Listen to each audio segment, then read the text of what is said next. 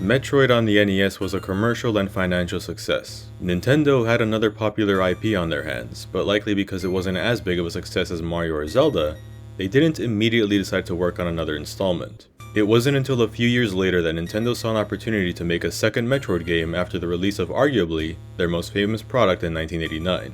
What happens when you combine the power of the NES, portability, and garbage? The Nintendo Game Boy was a landmark console in the gaming industry, giving gamers a way of playing NES caliber titles on the go. Now you too can play Tetris on a brick. The Game Boy wasn't just a home for ports of older games. There were plenty of exclusives released for it that included brand new IPs like Kirby and new entries in existing franchises like Super Mario Land. But a lot of these were pretty simple games that translated well to handheld play because of their simplicity. How would they pull off a handheld game that was in the action-adventure genre, where long play sessions and exploration were the main focus? How about we find out? Let's continue the Metroid Marathon by taking a look at Metroid II, Return of Samus. Yeah, it's just Return of Samus, not The Return of Samus, which I've known for a long time but still said incorrectly in the last video not once, but twice. I apologize for my transgressions against humanity.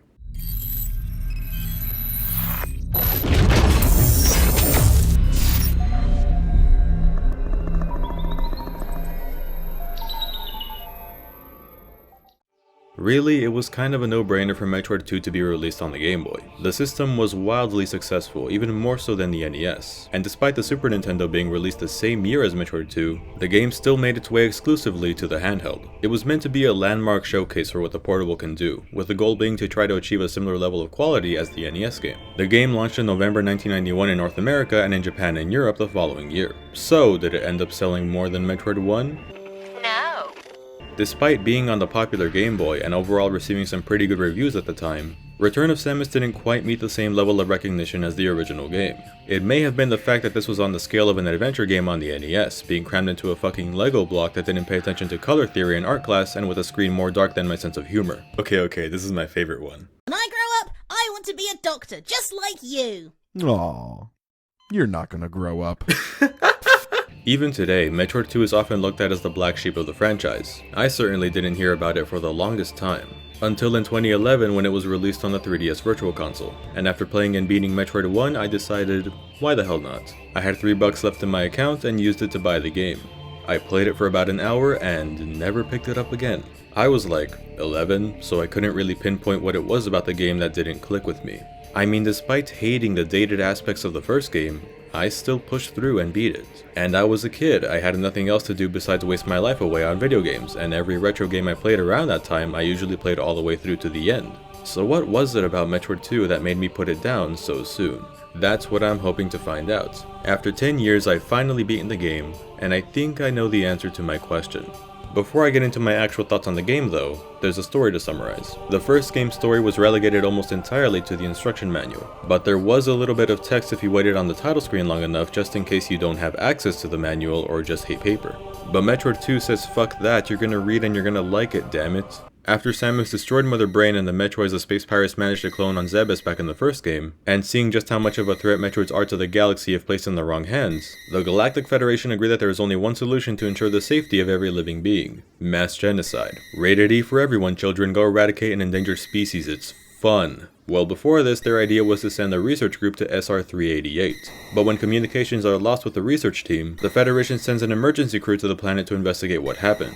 And then they aren't heard from again either. It's only the second game and these dipshits have got to be the most useless bunch of space soldiers I've ever seen. So the Galactic Federation was like, hey, you know how we asked you a while back to risk your life because of a mistake that we made that put the entire galaxy in jeopardy?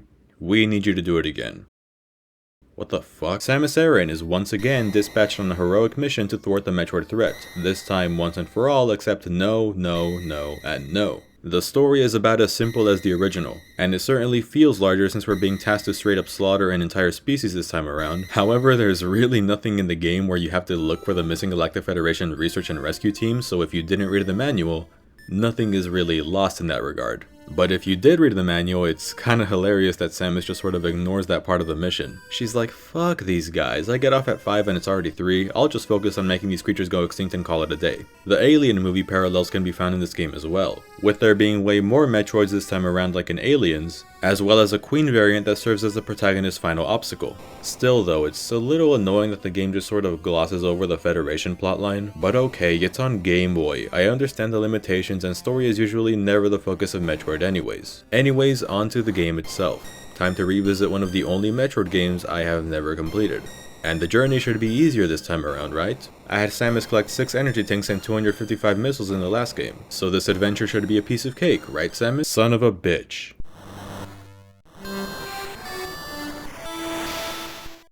Get used to this trope because it's admittedly a little annoying from a story perspective, but Samus starts off with next to nothing, again. Galaxy's greatest bounty hunter, my ass, you didn't even bring the Ice Beam, which to your knowledge at this point is the Metroid's only weakness. And there's 39 of them you have to kill. Yeah, the counter in the bottom right isn't lying, people. There are 39 Metroids you need to hunt down. That's the name of the game here.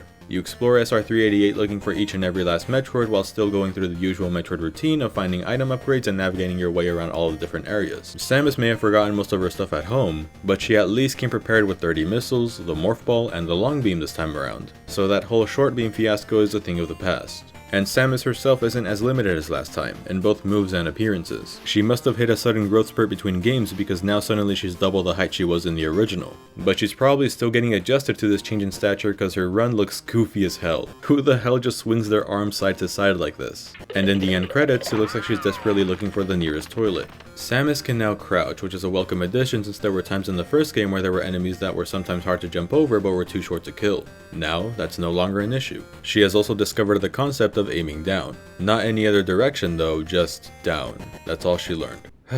Baby steps, I guess. It's great to have this option though, as now you can protect yourself when falling, which is kind of a requirement considering how much more zoomed in the screen is. Okay, let's just get all of the Game Boy stuff out of the way. Having been originally designed with a low resolution screen, Metroid 2 suffers from screen crunch. Just look at Samus, she takes up so much screen space, and in the example I used when you're descending, it's simply not possible to know what's coming. The game feels incredibly claustrophobic because of this. The screen has to constantly move and follow Samus around even with the most basic of jumps and movements. It was a limitation of the hardware that couldn't be helped, I'm aware, but it's legitimately something I have to knock the game down for. I think this may have been one of the reasons why I didn't get very far when I first played it. I don't like claustrophobic places in real life, and this game makes me feel claustrophobic cause, well, just look. I can barely scan my surroundings, making exploration more difficult than it needs to be. At least with the exploration you're allowed to do in the first place. Because despite being roughly the same size as Zebes, SR388 is much different in layout and design.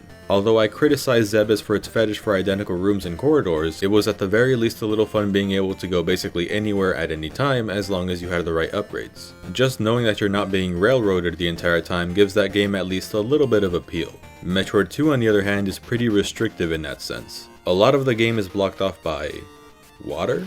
No, it's lava, but it doesn't hurt you, though sometimes it does. Holy shit, is this what colorblind people feel like? The goo basically blocks you from simply going anywhere you want. Progression is made when you kill all of the Metroids in a specific area, after which an earthquake will signal you that the lava is now gone, allowing you to go deeper within the planet. It's like the game's map is connected by mini Zelda dungeons where you can't go on to the next one until you collect all of the small keys, or in this case commit mass murder.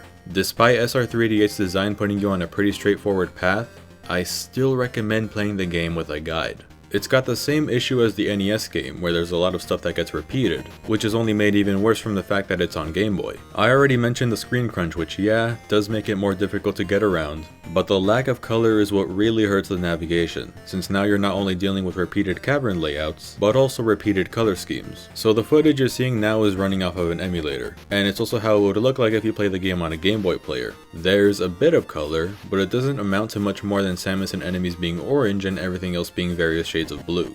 Of course, on the original hardware, everything was piss green, which is even worse. On the 3DS Virtual Console, for some reason, you only get the ugly Game Boy filter or just straight up black and white. The version with the most varied set of colors is on the Game Boy Color. Why didn't every future version of the game support this color scheme? I have no idea. But there's no rendition of the original SR388 that I would consider to be ideal. So yeah, good luck finding your way through the planet without some sort of help, again. And it's a shame because in terms of sprite quality and detail, it's a lot better than the NES game. For being on Game Boy, Metroid 2 is visually impressive despite the obvious limitations I just mentioned. Parts of the map that can be blown up with bombs are now clearly differentiated from the rest of the terrain. Energy pickups now change size to match how much health they restore. And you know, a lot of these added details were made because of the Game Boy's inability to display color. The Varia suit, which in the original was a simple palette swap, now boasts a new design, giving Samus her iconic and comically large shoulders. On the topic of power-ups, all of the items from the original Metroid make a return in this game, along with some new ones. New to Metroid is the Spider Ball. It allows you to cling onto virtually any surface while you're in Morph Ball mode. The idea is pretty cool, but the execution isn't my favorite. It's very finicky to use since the controls themselves are constantly changing depending on whether Samus is on the ground, wall, or ceiling. It's also made almost obsolete once you acquire the space jump, which basically allows Samus to jump infinitely if you tap the jump button with correct timing. This can also be a little wonky sometimes, but to a much lesser extent than the Spider Ball. Unfortunately, it seems like the developers use this as an excuse to put in a bunch of tall vertical spaces of nothingness for you to space jump your way through, which are very boring, made more annoying if you mess up the timing and have to fall all the way back down and start over again. But it's also a little broken in some rooms in the late game since you can just skip across these obstacles without much thought. There's the Spring Ball, allowing Samus to leap while in her Morph Ball state. The Ice and Wave Beams make a return, which function almost exactly the same as in Metroid 1. Aside from the added benefit of the Ice Beam in that now only the first shot freezes the enemy and any shots that follow strictly damage it instead of unfreezing it. Now Samus can also find the Spazer, which fires 3 shots in a spread formation that's great for accuracy like the Wave Beam. And finally the Plasma Beam, which is incredibly powerful but shoots out a very thin laser, which means good aim is important. A skill that I swear is pretty difficult to master because I don't know if it's just me, but shooting in this game feels very inaccurate. I don't know, I just had quite a few occasions where I swear one of my shots should have hit an enemy, but it just didn't. And of course there's the returning missile and energy tanks, which increase your missile count and max health respectively. Morph Ball bombs return, as do high jump boots, the previously mentioned Varia suit that increases your defense, and the overpowered screw attack.